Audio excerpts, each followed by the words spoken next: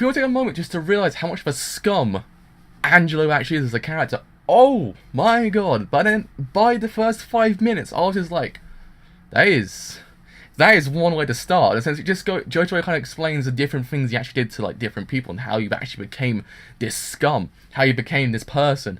Holy crap, he abducted like 3 like 14-year-old boys, raped and killed 2 of them, and then held the 3rd one for ransom because he came from a rich family. And then when they actually arrested him and went to the place he was being held at, they found the body was dead and his genitals were actually nailed to the pillar next to him. It's kind of like, that is one way to start. That's freaking one way to start. I was just like, yeah. I liked how Angelo ended up in it. Angelo ended up as like the stone. It's a landmark. I was just like, yeah.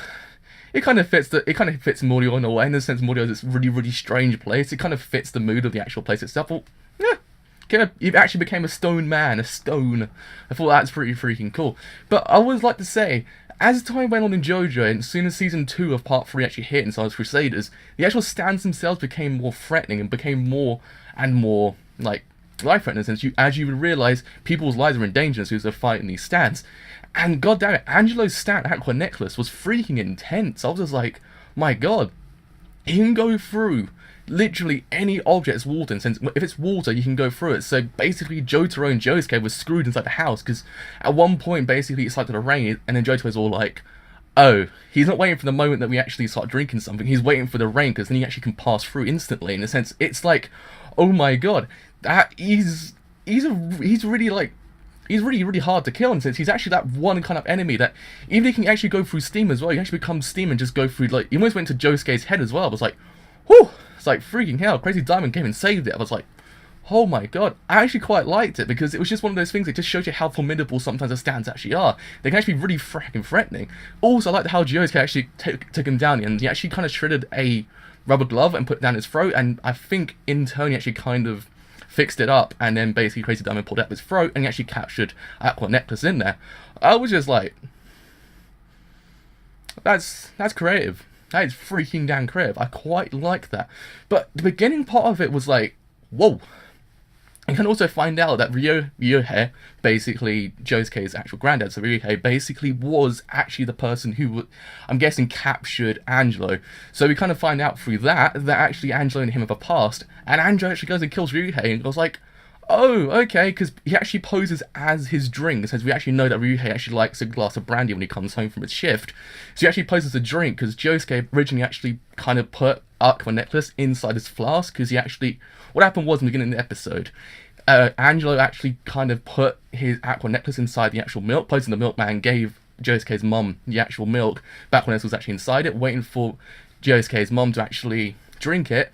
When he actually did it, he actually managed to actually infiltrate Josuke's mum, but he actually found out. Josuke was like, oh Christ, he's actually inside there, I've got to go and sort this out. Punches through her, captures Aqua Necklace, puts it inside a flask, and then captures him like that. And then later on, Ryuhei actually kind of drinks him, because he actually poses as a drink. I was like, oh, Ryuhei's dead. I was like, why are we going to kill him off? He's kind of cool. I liked him a lot. You know, we only got 1 episode with him. Still, he's a pretty freaking cool character. I was like, no, you're going to kill him freaking off. Just don't do that. I liked how Josuke's actually playing That's a Baseball as well. I was like, subtle nod to season 3. I was like, that's pretty cool.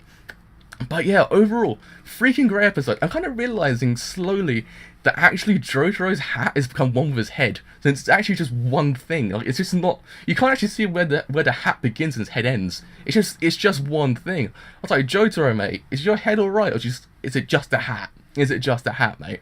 I'm not too sure, but this episode was freaking great. I liked it. I liked how it all just ended. I liked how, when Ryuhei died, it basically gave Josuke the actual opportunity to rise up and say, I've got to protect this town, I've got to protect my family, I've got to protect my mum and everyone like that. It's kind of just made you realise that, so when something happens, he's got to rise up now and protect this town. He's kind of like one that's going to protect this town.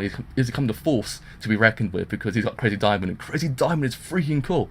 Also realise that Crazy Diamond actually can't heal his own wounds. So once Josuke actually gets hit, or say he actually hurts himself, he actually can't heal his own wounds from Crazy Diamond, because we know Crazy Diamond heals wounds. We actually find out he actually can't heal his own wounds, so it actually becomes a bit more formidable in that sense, to basically say he actually gets stabbed or something, and he actually has to go to hospital. He actually can't use Crazy Diamond to fix himself. It's kind of like, that's interesting, because it actually just poses another threat in a sense. He actually isn't as powerful as you actually imagine, because if he does get hit, he's still screwed. It's kind of like, okay, because you know Crazy Diamond can actually fix wounds, but it's kind of like, that's an interesting thing on his part. I quite like that. That's one of those things I was like, oh, you know what? I like that. So yeah, that was JoJo episode 2. The opening was freaking kick-ass. Granted, it's not like the original openings. Didn't mind. I was just like, oh my god. The opening was kick-ass. It felt like Death Parade all over again. I was kind of like, the song was freaking amazing. The ending as well. Oh my god, it was freaking pulling it all out all the season. It was amazing. But yeah, so, with all that said, Driver, if you leave a like, do leave a like. This will be quite a bit. Leave a sub. Do leave a sub. It's quite a bit. But with all that said, Driver, and that's it. Bye for now.